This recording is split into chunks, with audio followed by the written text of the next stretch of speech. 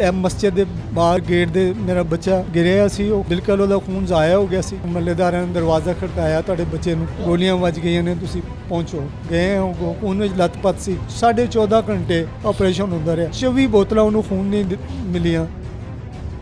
ਇਹ औरत चाहती सी कि मुदई मैं बना, कत्ल का मुकदमा मेरे ते बने और मेरे बच्चे गुलाम सिंह दे बने। ये रिजवान खान एक इंसान की शक्ल में मेरे लिए फरिश्ता शामिल हुआ है। ਅੱਛਾ ਅੰਕਲ ਜੀ, ਮੈਨੂੰ ਤੁਸੀਂ ਇਹ ਦੱਸੋ ਕਿ ਜਦੋਂ ਇਹ ਸਾਰਾ ਵਾਕਿਆ ਹੋਇਆ ਸੀ, ਫਿਰ ਉਸ ਤੋਂ ਬਾਅਦ ਤੁਸੀਂ ਪੁਲਿਸ ਨੂੰ ਖੁਦ ਇਤਲਾਹ ਦਿੱਤੀ ਸੀ? ਪੁਲਿਸ ਨੇ ਕਿਸ ਤਰ੍ਹਾਂ ਮੌਕੇ ਤੇ ਆ ਕੇ ਕੀ ਕੁਝ ਦੇਖਿਆ ਔਰ ਕਿਵੇਂ ਇਹ ਕਤਲ ਹੋਇਆ, ਇਸ ਬਾਰੇ ਦੀ ਤੁਸੀਂ ਜ਼ਰਾ ਤਫਸੀਲ ਦੇ ਨਾਲ ਗੱਲ ਦੱਸੋ ਕਿ ਮੁਕੱਦਸ ਨੂੰ ਫਿਰ ਕਿਸ ਤਰ੍ਹਾਂ ਗ੍ਰਿਫਤਾਰ ਕੀਤਾ ਗਿਆ?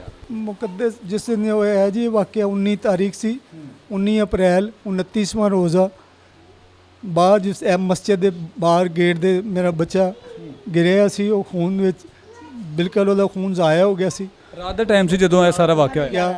11:30 ਪੌਣੇ 12 ਦਾ ਟਾਈਮ ਸੀ ਤੇ ਅਸੀਂ ਇੱਥੇ ਸੁੱਤੇ ਸਾਨੂੰ ਮਹੱਲੇਦਾਰਾਂ ਨੇ ਦਰਵਾਜ਼ਾ ਖੜਕਾਇਆ, ਤੁਹਾਡੇ ਬੱਚੇ ਨੂੰ ਗੋਲੀਆਂ ਵੱਜ ਗਈਆਂ ਨੇ, ਤੁਸੀਂ ਪਹੁੰਚੋ। ਗਏ ਉਹ ਖੂਨ ਵਿੱਚ ਲੱਤ-ਪੱਤ ਸੀ।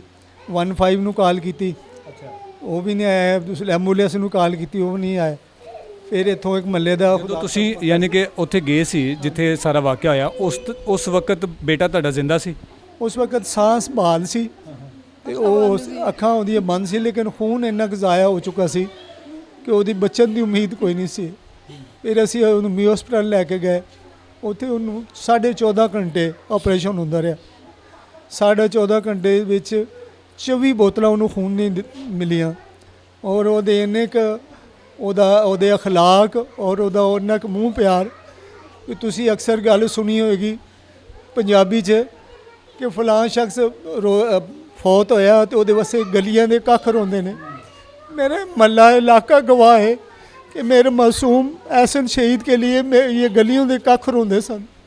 मेरे मासूम वास्ते इन्ना वड्डा जनाजा सी कि शाहजो नाजरी जनाजा जड़ा सी ना जिन्ना वड्डा सी, कोई ऐसा बंदा नहीं सी जेड़े अखां च आंसू नहीं सी। और आलमू ते यही अल्फाज सी, शहीद नाल जुल्म होया, शहीद नाल जुल्म होया। उस तो बाद असी ਅੱਛਾ ਮੈਨੂੰ ਤੁਸੀਂ ਇਹ ਦੱਸੋ ਕਿ ਆਪਣੇ ਬੇਟੇ ਦੀ ਸ਼ਾਦੀ ਤੁਸੀਂ ਆਪਣੀ ਮਰਜ਼ੀ ਦੇ ਨਾਲ ਕੀਤੀ ਸੀ ਕਿ ਉਹਨੇ ਆਪਣੀ ਮਰਜ਼ੀ ਦੇ ਨਾਲ ਕੀਤੀ ਸੀ? ਅਸੀਂ ਆਪਣੀ ਮਰਜ਼ੀ ਨਾਲ ਕੀਤੀ। ਮੇਰੀ ਸਾਲੀ ਬਦਬਖਤ ਨੇ ਦਿਨ ਰਾਤ ਇੱਕ ਕੀਤਾ ਸੀ। ਮੇਰੀ ਬੀਵੀ ਦੇ ਪਿੱਛੇ ਲੱਗ ਗਈ, ਮੈਨੂੰ ਕਹਿਣ ਲੱਗੀ ਤੇ ਮੇਰੀ ਮਰਹੂਮ ਵਾਲਦਾ ਦਾ ਨਾਮ ਲੈ ਕੇ ਕਿ ਉਹ ਮੇਰੇ ਖਾਬ ਆਈ ਹੈ ਤੇ ਉਹਨੇ ਕਿਹਾ ਮੈਂ ਵਾਅਦਾ ਕੀਤਾ ਹੈ। ਉਹ ਬਸ ਗੱਲਾਂ 'ਚ ਸਾਨੂੰ ਲਿਆਉਣ ਦਿੱਤਾ ਤੇ ਮੈਂ ਬਦਬਖਤ ਇਹਨਾਂ ਜ਼ਾਲਮਾਂ ਦੇ ਹੱਥ 'ਚ ਆਪਣੇ ਬੱਚੇ ਦਾ ਸ਼ਾਦੀ ਕਰ ਲਿੱਤੀ। ਲੇਕਿਨ ਮੈਨੂੰ ਇਹਨਾਂ ਬਦਬਖਤਾਂ ਨਹੀਂ ਪਤਾ ਸੀ ਕਿ ਮੇਰੇ ਬੱਚੇ ਨੂੰ ਖਾ ਲੈਣਗੇ। ਕਿੰਨੀ ਦੇਰ ਤੱਕ ਤੁਹਾਡੇ ਨਾਲ ਯਾਨੀ ਕਿ ਸਹੀ ਰਹੀ ਸੀ ਆਪਣੇ ਸ਼ੋਹਰ ਦੇ ਨਾਲ ਵੀ? 3 ਸਾਲ ਇਹਨੂੰ ਸ਼ਾਦੀ ਨੂੰ ਹੋਏ ਨੇ, ਇਹਦੇ 'ਚ ਬਮੁਸ਼ਕਿਲ 7 ਮਹੀਨੇ ਇੱਥੇ ਰਹੀ ਹੈ। ਅੱਛਾ, ਪਹਿਲੇ 3-4 ਮਹੀਨੇ 3 ਮਹੀਨੇ ਜਾਂ 3.5 ਮਹੀਨੇ ਇੰਨੇ ਕਿ ਇਹਨਾਂ ਨਾਲ ਮੁਹੱਬਤ ਰਹੀ ਹੈ, ਇੰਨੀ ਕਿ ਇਹਨਾਂ ਨਾਲ ਮੁਹੱਬਤ ਰਹੀ ਹੈ।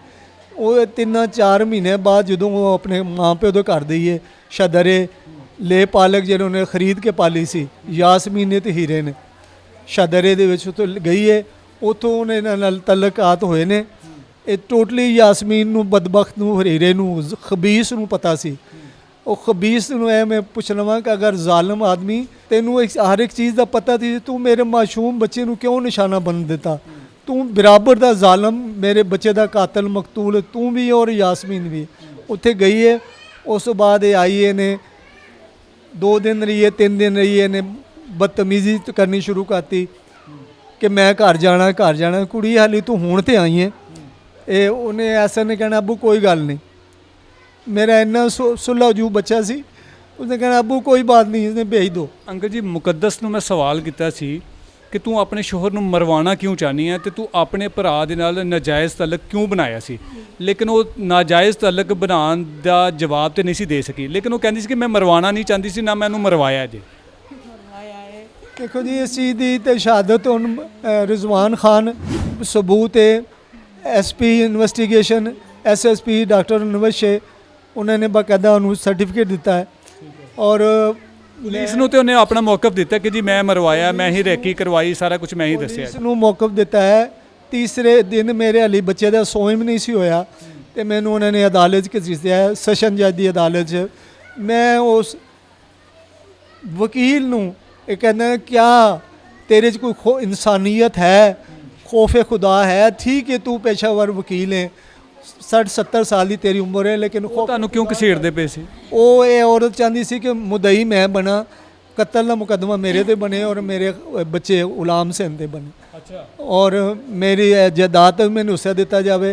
और मेरा जो खामन है वो दिन रात अपने बड़े भाई के साथ लड़ता था कि मुझे हिस्सा दो जायदाद से, मुझे इलादा करो, जब कि ऐसी कोई दूर सरे तक बात ही नहीं थी। वो मेरे शहीद बच्चा कभी ऐसी तरफ मुतालबा करता ही नहीं था, बल्कि मैंने एक बार उसे कहा था कि तुम दोनों बच्चों को इलादा इलादा कर लें, आप सुकून से रहो। तो वो मुझे कहता था अबू जब हम इलादा हो जाएंगे तो आप बूढ़े माँ बाप को कौन संभालेगा, ये तो यही चाहेंगे कि हम इलादा हो जाएं।